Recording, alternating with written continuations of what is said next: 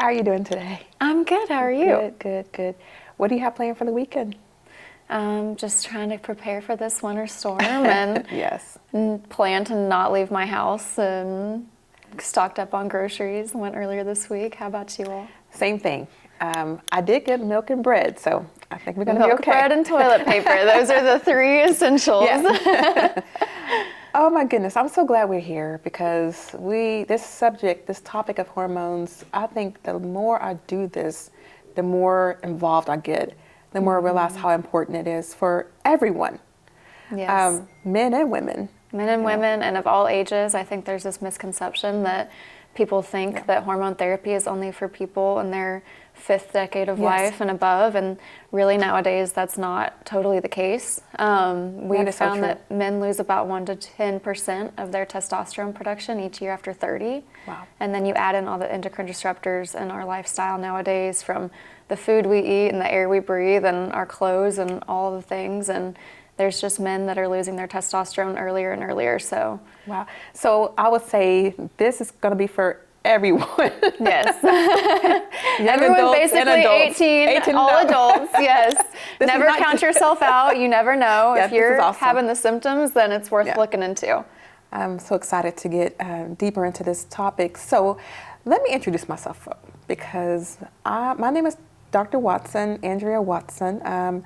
I am a medical doctor, family medicine trained. I have been a physician for 25 years. It's hard to believe 25 years. That is hard to believe. And I've seen so many changes over the years, though. I mean, I did get a good training, and I've practiced in hospital setting, and most of it outpatient. But the longer I practice, I realize that there's just points to where patients just don't improve. And this is kind of where I wanted to take a pivot and go into other elements. But before I do that, I want you to introduce yourself too. Yes, so my name's Maria. I am a medical sales representative with Evexias Health Solutions, and our company's mission is to radically transform healthcare. So we were seeing, patients come in all the time. They're complaining that they're tired and they're gaining weight and their joints hurt and they're having trouble sleeping and they have no libido. Wow. And we've been trying to solve for those things, and they just keep coming in again and again.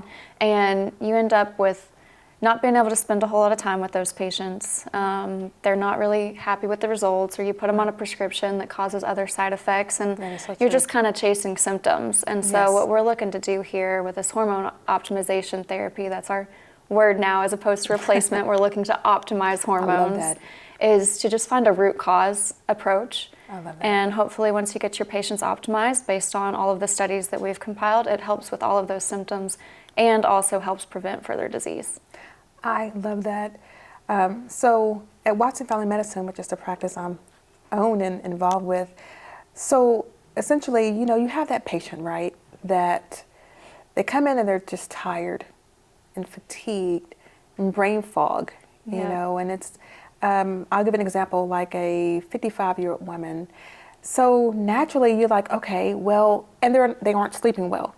So naturally you just try to treat all of these symptoms, right? Mm-hmm. So you're giving them something for sleep, and then you're giving them something for energy, and then you're giving them something for mood, but there's really no root cause found, right? And medicines start packing up quickly. And a lot of times too, the things that you're given, you're saying mood, which is one of the biggest things that's like you're able to see when you optimize hormones and you see the difference there. It's just wonderful to look at.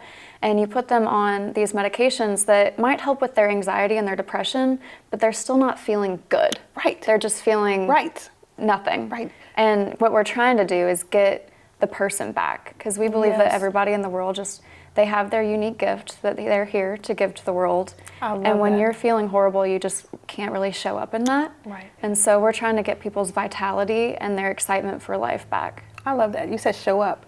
Because we have to show up for ourselves too. In order to show up for the world and be our best version of ourselves. I love that. So going back to that 55-year-old patient, as naturally for a physician, you're treating these symptoms as they come in, because they're not giving you all the symptoms in one visit. They're just bringing them forth little bit at a time sometimes. It's almost like a drip, like, oh, by the way.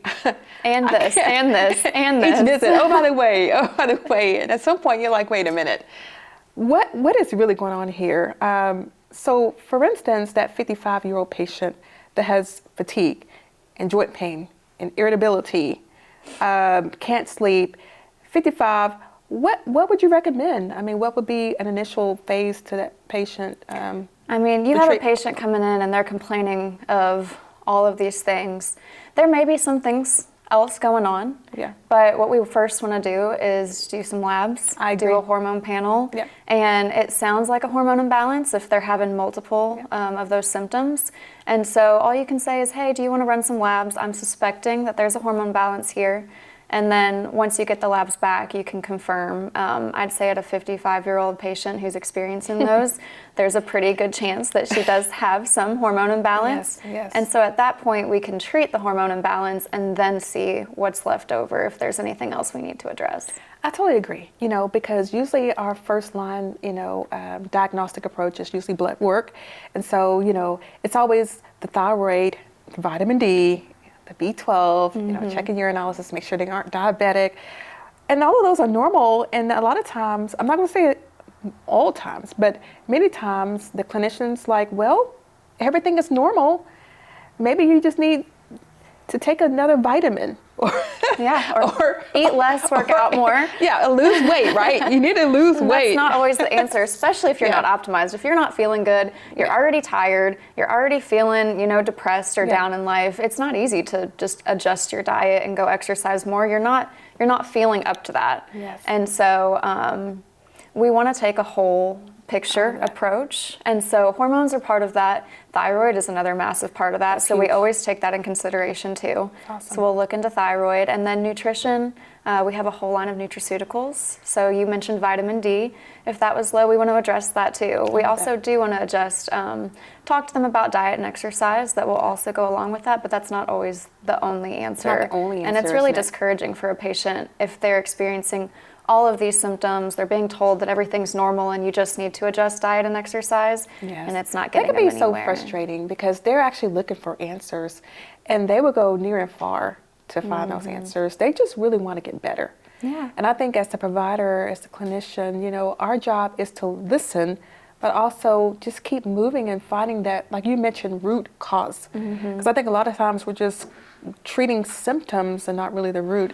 So going back to that 55-year-old patient, for example, and I say 55-year-old, not that I'm 55, but I've had a lot of patients that are with very similar symptoms. Yes. And I feel like I've seen this a million times over, the same kind of symptom problem. So for instance, we do blood work, right? So the initial phase is normal, like their vitamin D, their thyroid, like you mentioned, those are very important to check, by the way, but all of those come back normal. And then I decided to do a hormone panel. So the patient may ask then, well, what hormones are those and why? So for me, it's like, how best would I answer that question for the patient? Yeah, I would say, first of all, I want to say normal is a word that gets used quite a bit in the hormone space, especially if you're going to your primary care or OBGYN or somewhere and you're getting a lab panel done for your hormones. A lot of times they'll come back and say, well, you're normal. And normal does not necessarily mean optimal. Right. And so where we're so trying true. to get is optimal hormone levels. What we do mostly is testosterone, estrogen, progesterone, and thyroid. That's awesome. And so those are the things that we'll be looking at addressing.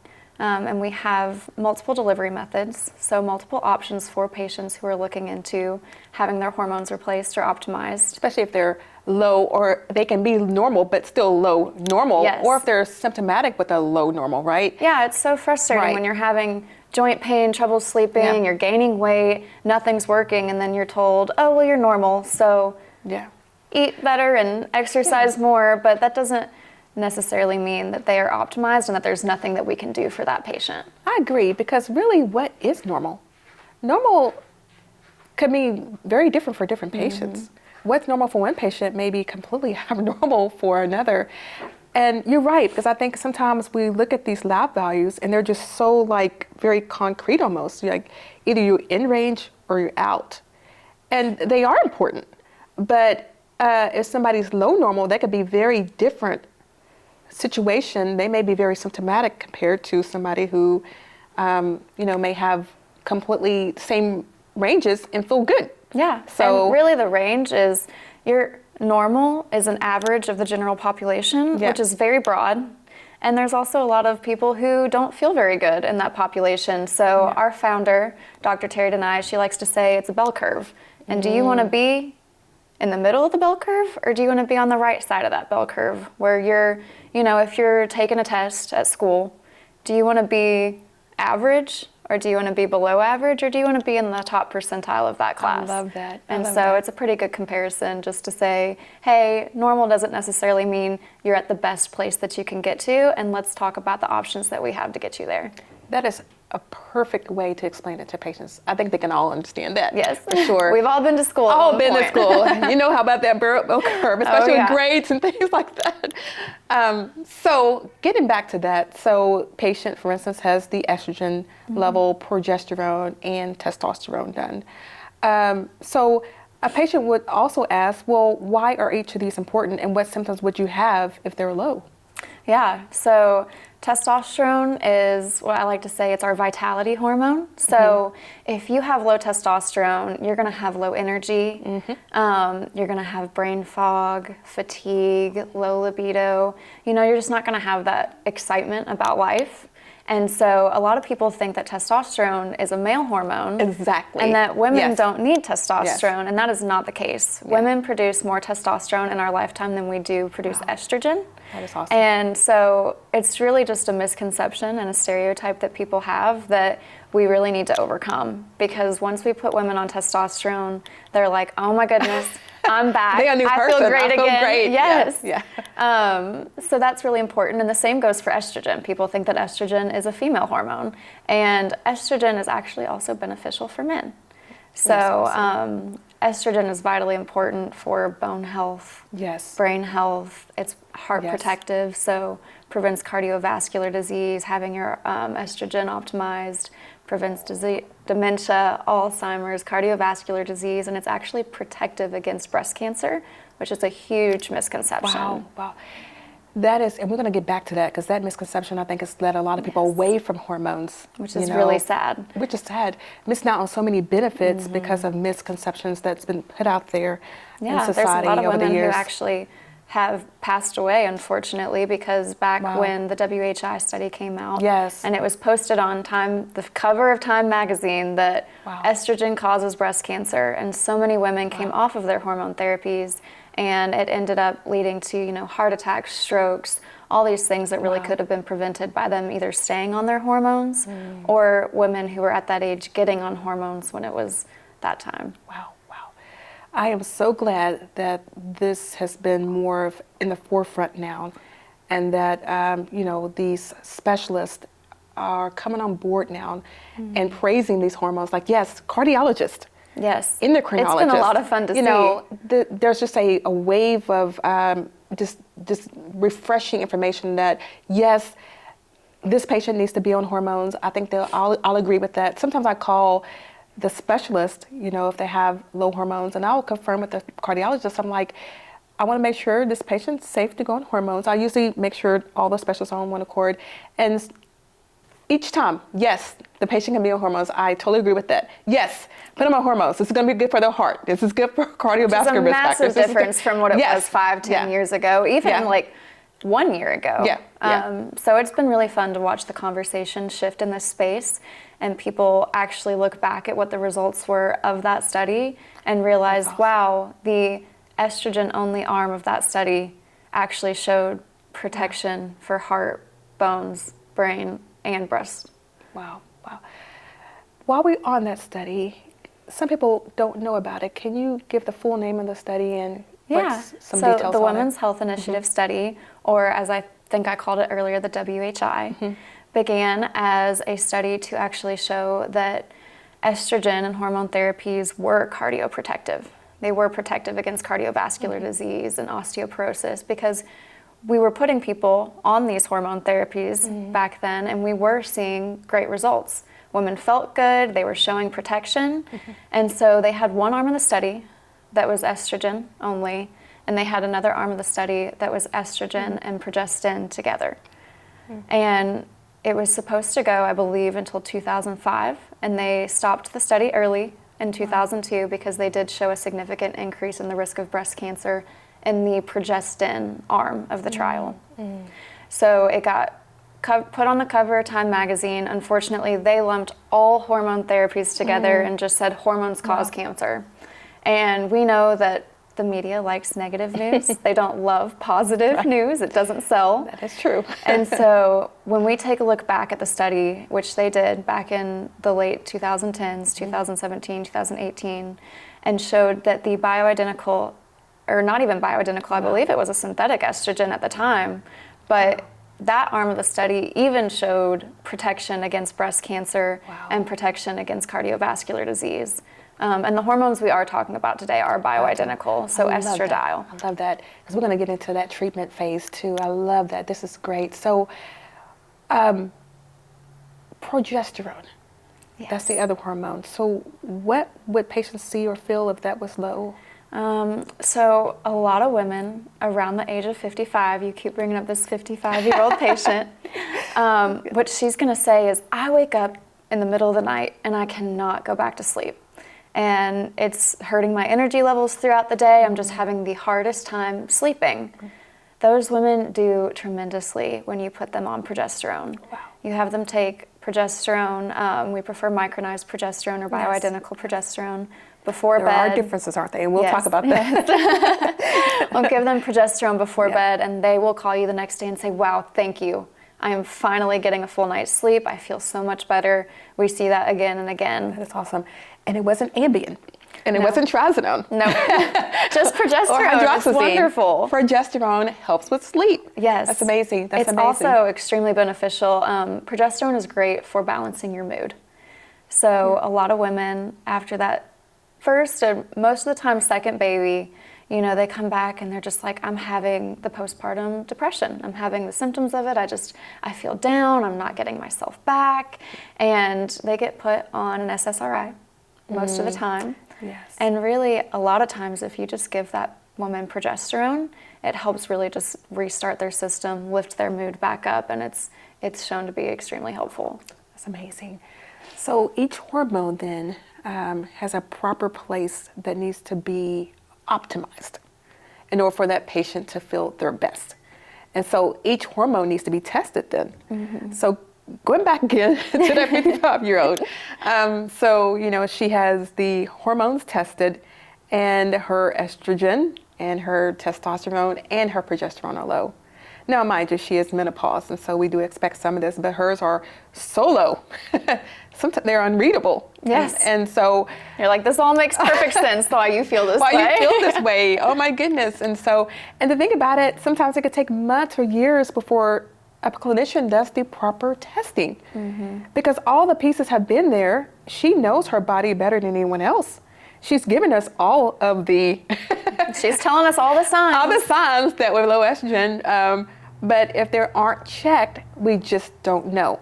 Because you can't see that in vitamin D and testosterone and, you know. You don't the know. likes. And a lot of times I think women think, this is natural. Yeah. And this is what's supposed to happen, and I have to live like this for the rest of my life. And that's a good chunk of your life to feel that way. All of those symptoms, and just to be tired and in pain and not having that zest for life, and it just doesn't have to be that way.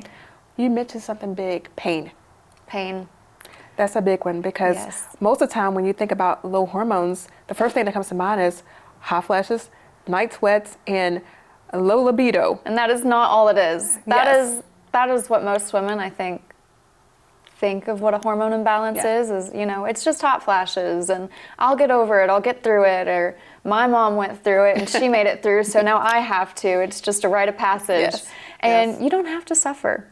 Wow. So Hot flashes, low libido, those are things that are just a given that are going to be helped when you get on hormone optimization therapy. But pain is a big one that people don't realize. Wow. And joint pain, what I hear a lot of the time is hip pain.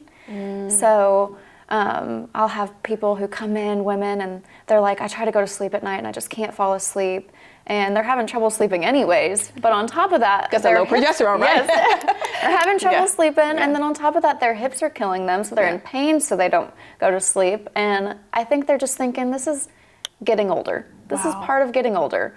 And when we get their hormones optimized and their estrogen replaced, it's tremendous. You see the results in the pain relief. And you're right, because it's told, well, it's just menopause. You just have to get through it. It could last a few months, it could last a few years, but you just got to push through it. And then you still don't have your hormones for the rest of your life. You don't have so it's still not doing anything for bone health. It's still not going to go back to normal. You're still not going to feel great. Right. Wow. So that particular patient then, so we have established that she's got low estrogen, low testosterone, low progesterone. So her question is, definitely, doctor, I'm ready for treatment. So what would be a good protocol or an approach for a discussion about treatment? Definitely. So one of the things that we offer as part of our partnership with all of the practices that we work with is that we do offer a treatment plan protocol, and it is individualized. So it's going to depend on that patient. It's going to depend on her health history, the symptoms that she's experiencing, and their lab values. So we take all of that into consideration, and it really goes into getting that patient the perfect dose for testosterone, estrogen, and progesterone. There's also different methods that we can use. That's great. Our favorite method is pellet therapy. We do have a patent on our pellet, and so Dr. Watson is an Evexias Health certified provider. She has come to our training, and she is wonderful, and she excels at this therapy. And so what we do is it's a small size of a grain of rice, almost, sized pellet, bioidentical testosterone and bioidentical estradiol. And what we do is we just insert that under the skin. And it lasts about 3 to 4 months in women and about 5 to 6 months in men. And so you just come in. It's great because you don't have to take a medication every day. You don't have to rub a cream or anything like that. Easy. Yes. You don't have to have any upkeep about it, right? Yeah, you can't forget about it. Once it's there, it's there. Right. And because we have so much science that's gone into dosing, we're fairly confident that we can get the patient's dose right on the first try. Wow. If not, we can always adjust it over time. But what's good about it is you get this really steady, even output of hormones. That's awesome. And so it mimics our body's natural way of releasing hormones the best. Rather than with some other delivery methods, you get a little bit of, riding this hormone roller coaster where it peaks and it valleys. So they feel good, and then they can feel it kind of just go down. You can feel it drop off, valley. and they're constantly, you're not maintaining homeostasis in the body. It's constantly fluctuating, and typically those fluctuations are where we see some side effects come in. And so with pellets, it's just a really nice slow rise, and then we keep them there over that 3 to 4 or 5 to 6 month period, and then they just come back in for their next pellet procedure. And we get their hormones optimized. There's no fluctuations. The patient doesn't have to do anything on a daily basis to keep up with that. And so that's why that's our favorite. It seems like the technique I would choose. Yes. If I get to that worry point, about it. Which I probably will get to that point at some point, because I want to protect my bones. Absolutely. Even if I don't have symptoms, I still want to protect my bone health and so forth. So question then, so you mentioned bioidentical. So what's that? How does that set apart from the other methods? Yes, so what that means is it's an exact copy of what our body makes naturally. And so there's no synthetic ingredients added into it. With that, you get less side effects and less risk. So there are some synthetic hormones out there, and you can run into a few with higher risks than what the bioidentical offers. The pellets themselves are actually derived from yams, which I thought was pretty interesting. From what? Yams. Yams. Oh, yams. Yep. I didn't even know that. I know. When I first learned that, I was like, okay, wow, that's interesting. But and we offer bioidentical other forms of estrogen and testosterone as well. So we know that there's some people out there who may not want pellets for one reason or another, and in that case, we do have creams, orals, injections that you can also offer to those patients. So there's still options for them, Yes. which is great. I would say pellets would be the easiest form and the most simplest because you don't have to worry about until you go back Yes. and repel it again. But there are other options for Yes. patients who need, okay. We're fans of hormone therapy in general. That's wonderful. And so we want to offer an option that fits everyone's needs. And I will say, and you probably agree, that not all hormones are equal. Not hormones, but not all hormone treatments are equal. So for instance, the synthetic is not going to be as healthy and derived as something like a bioidentical. Yes. Bioidentical is very similar to what we already have in our body, right? Exactly. So they'll probably feel the best on bioidentical, Yes. right? So Okay. we have hormone receptors on every cell of our body. And that's why having your hormones optimized helps really every body system, and you benefit from that. And with bioidentical hormones, they fit those receptors perfectly. So Wow. it's kind of like a lock and key. And so we have these androgen receptors. And when you give bioidentical testosterone, they fit perfectly into those androgen It's a receptors. perfect fit. It's a I perfect love that. fit. Love that. You feel great. No real risk that comes along with that because it's what our body made naturally in our 20s Wow. and in our teens and our 20s, and that's typically when we are the healthiest. And so we can constantly, supplement the bioidentical testosterone, have it fit into that receptor, and get all of those benefits back, get that energy back, get the mental clarity and the mood and all of that really stable. Versus with synthetics, sometimes they don't fit just quite as good. It might be close enough to get some result out of it, but it's not that It's not going perfect. to be optimal, Yes. right? It's not the That's optimal so option. good to know. That's so good to know. Wow. So, for instance, the lady, the 55-year-old lady. Our 55, we need to name her at this We point. need to name her. Let's do Sally. Sally. So, person Sally wants to have pellets done. So she's going to ask, well, which hormone goes in the pellets, and do I have to do anything else other than the pellets as far as maintenance? Yeah, so we're going to give her most likely testosterone and estradiol. Those are the two pellets that she's going to receive. And then on top of that, the progesterone that we use is the micronized progesterone, the bioidentical progesterone, and that's going to be in an oral form most likely. Usually it's a capsule that you take before bed every night. And so in addition to the pellet therapy, which there is nothing that she has to do, you come in, it's a really simple procedure. They're numb, they don't feel a thing. That is awesome. Very quick and easy procedure too. It's not that they're here, there's not much downtime. They're in and out the door. Really just avoid, submerging in water or pretty intense exercise for about 5 days is what we typically recommend. And no stitches, anything like that, just a small amazing. bandage and a pressure bandage. And so recovery is pretty easy. They typically don't feel it at all the next day. There's no soreness, maybe some minor bruising. And after that, there's nothing that they have to do Wow. in terms of testosterone or estrogen over the next 3 to 4 months.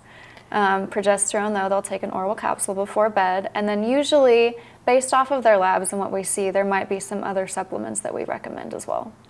I am very privileged and very proud to say that I have partnered with Evexias because I have enjoyed actually doing the pellets. Just knowing that I'm giving my patient the best chance to be optimal or Yes. optimization with her hormones or his hormones, because men can receive pellets also. Absolutely. And men can receive other forms of treatment in hormones also, along with women, right? Yes, so Yeah. men typically will only receive testosterone pellets. That's going to naturally aromatize into estrogen, so we'll put them on some supplements that helps with that conversion. And then also thyroid is something that gets taken into consideration as well. So based off of their symptoms, based off of their labs, we'll likely supplement and give them some desiccated thyroid as well if that is necessary or if we think that will be helpful for that patient. And men have wonderful results. They That's awesome. feel great. A lot of That's the times awesome. they fight you at first. They don't want to admit that they may have testosterone Yeah. deficiency or low testosterone. And then once you show them, it doesn't mean that you feel this way. You might not have any symptoms at all. But if we test your testosterone levels and see that they're low, look at these diseases that we could be preventing. You know, we're helping you keep your muscle mass on. That's a big one that men like to hear. You know, maximize your time in the gym, maximize your efforts in the gym and get that muscle mass. It really helps with body composition, energy levels, you know, brain health. It's really preventative for Alzheimer's and dementia, which is something that people don't know. That's amazing. And so once you tell men these things, they'll try the therapy out, they'll feel great, and they're like, wow, I didn't realize how bad I felt before. Now I feel fantastic and I'm preventing disease. So it's just a wonderful therapy, especially when we work with providers like you who are just, you know, your patients love you. You do such great work. And it's just really fun to have patients come in with a smile on their face instead of coming in and complaining. They're happy. You get to spend more quality time with them and really address everything, the rest of their concerns at that point. I love it. And, you know, with this concierge office, Watson Family Medicine, that is just the epitome of what we are about, giving patients space and time and listening to them so we can get to these root causes and have more time to do more workup, including hormones. It's the reason you got into medicine, right? I love it. It's to actually help people feel better, to have them come in and say, thank you, I feel so much better. And I'm feeling better, I'm in a healthier place in my life, and you know, it's fun. To give them hope again, right? Yes. Where sometimes hope actually does get lost, or it just seems so faded, you know, to give them hope. And sometimes hope can be in a pellet. Yeah. You know, hey, the pellets of hope. Who knew hope could be pellets, you know, and that is so true because I've done pellets and the patients come back and they feel amazing. So going back to that male though, it is so interesting how a lot of times they'll say, oh, well, I don't need my hormones checked, or I don't need a pellet, or because I don't have a libido issue. I have great sex drive, so that means my hormones are normal. So what would you say about that? They almost take offense to that. They're like, hey, how dare you accuse me of having low testosterone? I'm doing great in bed at home. That is what they relate that to. And it goes back to the same with women, you know, hot flashes, low libido. They're thinking that if you say, let's check your testosterone, that they're saying, let's check your sex life. And I would say there's so much more to it. Yes. There's so many more elements, you know, and also people just don't realize how bad they feel because they've been feeling this way for so long. Wow. And so we're like, okay, you don't think that you feel bad, but let's see how good you can feel. Yes. And they never want to come off of it. They don't want to go back off and go back to the way they were feeling, because when they do and those pellets wear off, they're like, wow. I love that. I love that. So for men, equally as important as women. So that male patient then, they only have 6 months, correct? Every 6 months? About every 5 to 6 months. So your timeline on pellets is really going to depend on your metabolism. And so I say 3 to 4, 5 to 6 months, really, because if you've got someone who they're running every day, maybe they do CrossFit, or maybe they're just a high stress person, and they might burn through their pellets a little bit faster. But on average, we see between 5 to 6 months for men. That's wonderful. And going back to the injection, because I know that is so widespread, you know, when men do have an issue with hormones or testosterone, the first line is usually always testosterone shots. You know, I gotta get my shot once a week, or every 2 weeks, or once a month. So can you reiterate one more time what the difference is between the shots and the pellets? Yeah, so what I would say is injections aren't a bad option. I would just say that pellets are a better option. Awesome. And the reason there being that with injections, unless you know you're really good about timing out your injections, really staying on top of them, which life is busy. Yeah. You know, we have a lot going on, and so it's really hard to do that. You're just riding the hormone roller coaster of highs and lows. So again, it's that curve. It's this, Yes. just up and down and up and down. And so what we really want is steady, optimal. And that's where the pellets get you, is you get the pellets, and for 5 to 6 months, you're at that high peak level that you want to be at, that optimal level for you, and you're just staying there. Wow. And so that is a benefit, as well as men, like we said, a lot of the times they have their pride and they don't want to admit that injecting isn't fun. I mean, it's not horrible, but it's not something that we really look forward to. Right. And so you just don't have to inject yourself twice a week and remember to do that and go through the pain of the stick when they're like, I'm tough and it doesn't hurt me at all. But over time, you find yourself really like, ugh, do I want to inject today? They want to feel good, but the injection itself is something that you don't have to worry about. You get poked one time. I love that. Just one time every 5 to 6 months. One time, one time. Yes. That's awesome. So for instance, Sally has made her decision. She wants to get pellets, and I'm going to bring her in to do the pellets. This is a good question, though, because this is a good question, a valuable question she could actually ask me is, well, what are the absolute contraindications to not being able to receive a pellet? Yes. So I would never recommend doing pellet therapy if you have an active cancer. Okay. So if you have an active breast cancer, active prostate cancer, really any type of active cancer, I would not recommend going on pellet therapy. So other than that, don't go on it if you're pregnant. Not during pregnancy, which Sally, I hope, probably is not. 55, hopefully At 55, not. it's pretty unlikely that she is pregnant.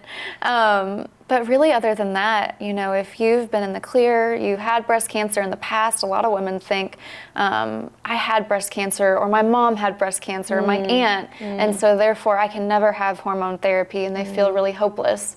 And that's not necessarily the case. So I would tell that person to come in, have a conversation with you. The conversation is shifting, so possibly have a conversation with their oncologist as well. And just as we said, that we've actually looked back at the studies and found that there was a protective benefit of estrogen against breast cancer. So, it's not hopeless. I would tell them to come in and talk to you anyways and take a look. Okay, I love that. So really, again, it's just active cancer, and that can be any cancer, correct? Yes. Any cancer. Just stay away from the pellets, right? Okay, that is so good to know. And then, of course, that would be a good partnership to speak to an oncologist, even if there's a history, and just make sure everybody's on board, especially if it was a history of breast cancer. Okay. Another one that people think is, I had a blood clot in the past. Yes, that is. And therefore I can never be on hormone therapy. Yeah. And that's not the case either. So those people can feel confident that they can come in, also have a conversation with you. There's no increased risk of stroke or blood clotting that comes along with pellet therapy and with bioidentical hormones. Very good. So the risk of that came from oral estrogen, oral synthetic estrogen, but pellets themselves do not go through that first pass metabolism. Again, because they are bioidentical. Yes, that's wonderful. And that particular patient, Sally, so, you know, she receives her pellet. You mentioned about some things to do post-care, you know, after her pellet. Can you mention those again? And the importance of that for them to stick with the plan. Absolutely. So after your procedure, we're really just trying to mitigate the risk of infection. We don't want you to get infection because there is a small incision that comes with the procedure. It's just a steri strip and then a pressure bandage on top. And so what we recommend is leaving that pressure bandage on for 24 hours, and then they can remove that top pressure bandage and then leave the steri strip on for at least 5 days. We like to say just let it fall off on its own once we know that it's fully healed. During that time period of that 5 days, we don't want you submerging in any water. So no hot tubs, no bathtubs, no pools. We just don't want that getting in there, getting into the incision site and causing an infection. And the same goes for, you know, we don't want you doing any intense, heavy exercising to where you're going to be sweating quite a bit for the same reasons. But, you know, mild aerobic activity is fine, going on a walk. I would avoid for men because they get theirs up here and more of the flank area, to avoid any Russian twist type moving, maybe golf. Avoid golfing for a few days after because you're twisting at that part of your body. But other than that, downtime isn't too bad. So stay active, just not any intense, excessive exercising. I love that. And I have no doubt this Sally lady is going to feel amazing with her choice for pellets. So like I said, I'm really excited about pellets, and the trend here, the more and more I check these labs, I realize most people have an issue with hormones. It's They're really low. uncommon for someone over at Sally's age, over the age of 50, to not have low testosterone. And so we call them unicorns if they come in and their hormones are optimized and they've just most likely taken really good care of themselves. Wow. And you can take really good care of yourself and still have that. So it's not a reflection of the choices that you've made. Right. A lot of it in our society is just inevitable and it's unavoidable. So we can do all the right things and still have an androgen deficiency. Wow. Another thing that I would be sure to tell Sally is that it's not going to kick in right away. Mm-hmm. So I would tell her to wait about 2 to 4 weeks until she feels her best self. That's typically when we recommend patients to come back in for labs too. We want them to come back in. We're going to do follow-up labs, make sure that their levels that we got them to is what we want them to be. And I would recommend doing that anywhere from 4 to 6 weeks. 4 to 6 weeks post their initial pellet. Post their right? initial pellet, correct. Awesome. And so this has been a great conversation. I think a wealth of information, and one that I really hope can help patients make a decision for one, get their hormones checked. Number two, I would definitely go for a bioidentical if all possible. But there are other options. We just want optimization and patient feeling their best, which is getting to the root and moving forward from there. So yes, this is wonderful. I do pellets. Again, I am Watson Family Medicine. I am Watson Family Medicine. At Watson Family Medicine, we do the Evexias Health method for pellets, and so anyone, men and women, can come and be evaluated and have their hormones checked. And myself, Dr. Watson, I will administer the pellet. So this has been great, and I am looking forward to many more conversations with pellets. Yes, I'm very excited.